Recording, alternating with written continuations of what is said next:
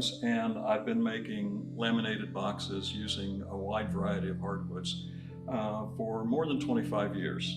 I grew up in a small town in southeast Kansas, had an opportunity to go to a small private university where for about 5 semesters I majored in science, pre-med, and then I got very excited about making things with my hands.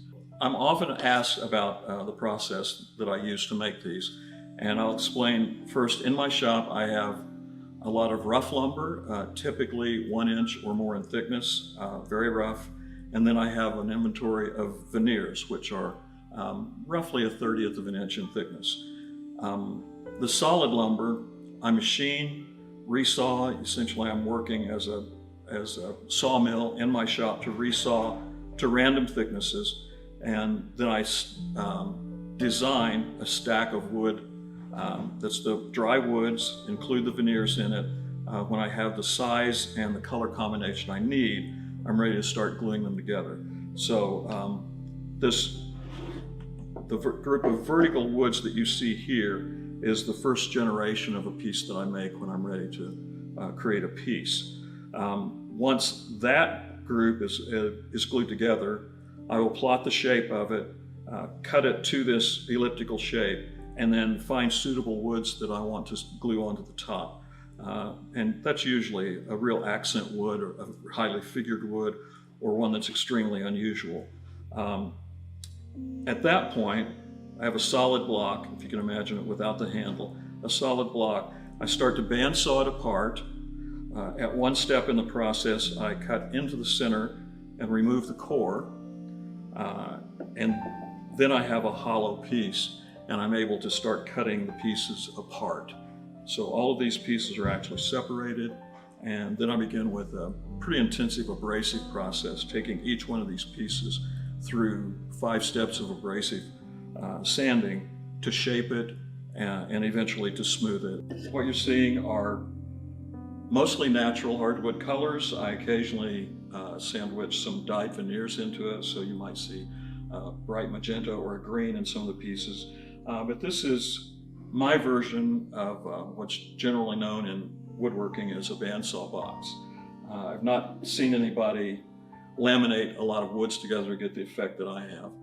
So this piece involves a number of woods, including common things such as hackberry that's found locally where I live, all the way to bog oak, which is dug up from peat bogs and comes typically from Ukraine, England, or Ireland.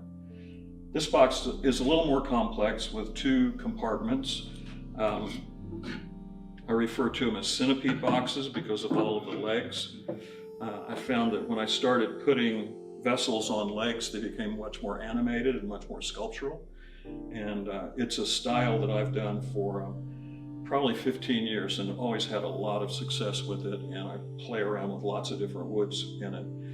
In this case, this is a fairly exotic Amboina burl using some live edge sapwood there. And moving on to this piece, it makes a nice vertical statement, fills a nice vertical space, but people are always a bit surprised to see it opened up. It's actually 3 boxes plus the lid stacked up. And typically, the pieces usually have a light side and a dark side. So this one is ebony on one side, ebony on the top, and American chestnut here, along with many other wood sandwich, which give us a nice reveal as you open the box up.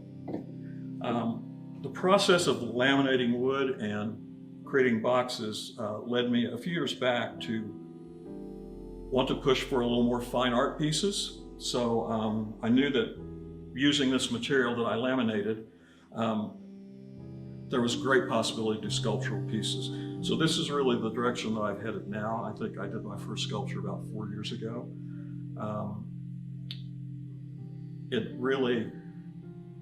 A lot of people interpret them as figurative pieces. That's not necessarily my intent, but if a viewer or a client appreciates it as a figurative form, I certainly have to say that if I have any major influences in the fine art world, Henry Moore is probably one of them.